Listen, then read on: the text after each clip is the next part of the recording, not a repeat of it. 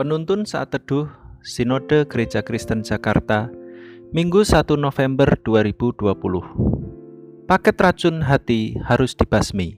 Terambil dari 1 Samuel pasal 18 ayat 5-30. Daud maju berperang dan selalu berhasil kemana juga Saul menyuruhnya, sehingga Saul mengangkat dia mengepalai para prajurit.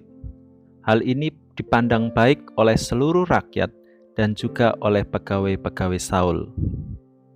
Tetapi pada waktu mereka pulang, ketika Daud kembali sesudah mengalahkan orang Filistin itu, keluarlah orang-orang perempuan dari segala kota Israel menyongsong Raja Saul sambil menyanyi dan menari-nari, dengan memukul rebana, dengan bersukaria, dan dengan membunyikan gerincing.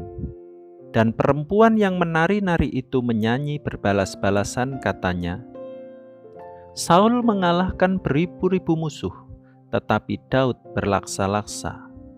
Lalu bangkitlah amarah Saul dengan sangat, dan perkataan itu menyebalkan hatinya, sebab pikirnya, kepada Daud diperhitungkan mereka berlaksa-laksa, tetapi kepadaku diperhitungkannya beribu-ribu.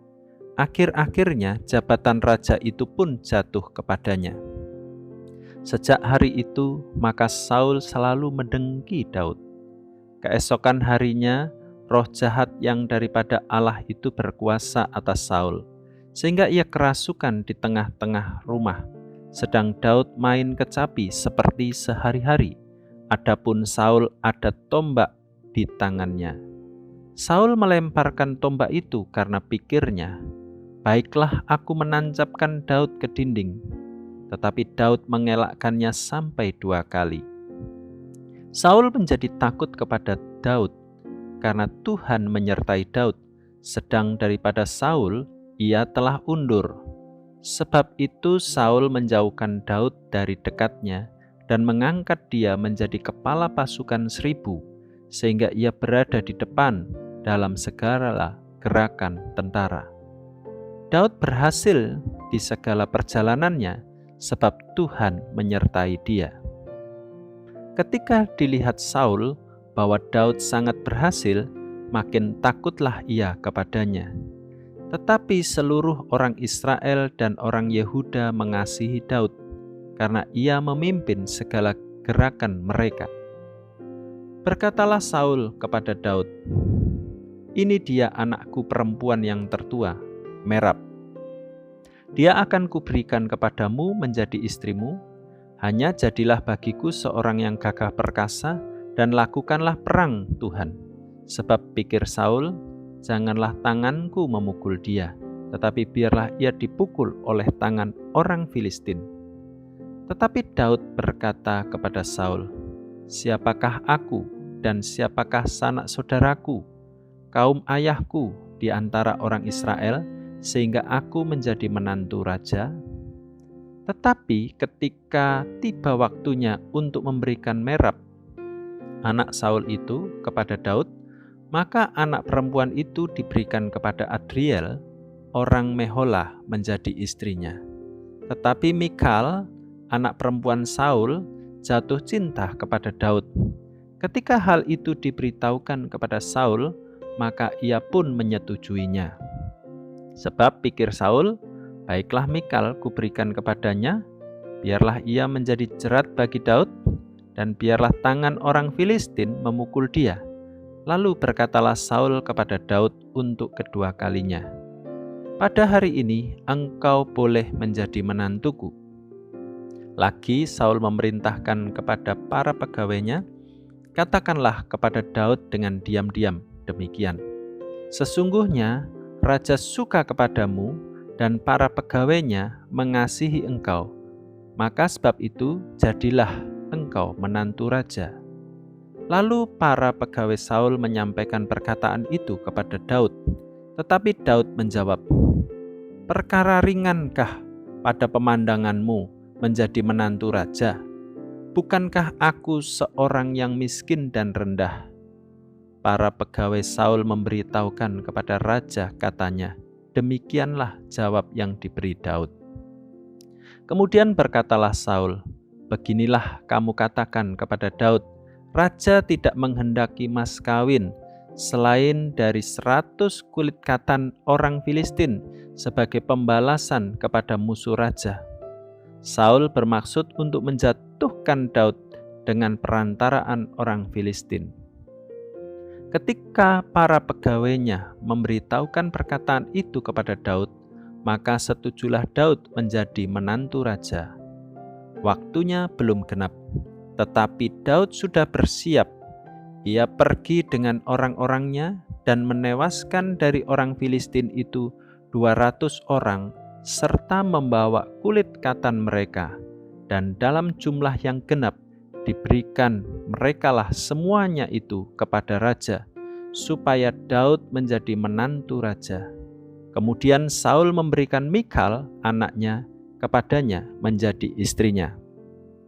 Lalu mengertilah Saul dan taulah ia bahwa Tuhan menyertai Daud dan bahwa seluruh orang Israel mengasihi Daud.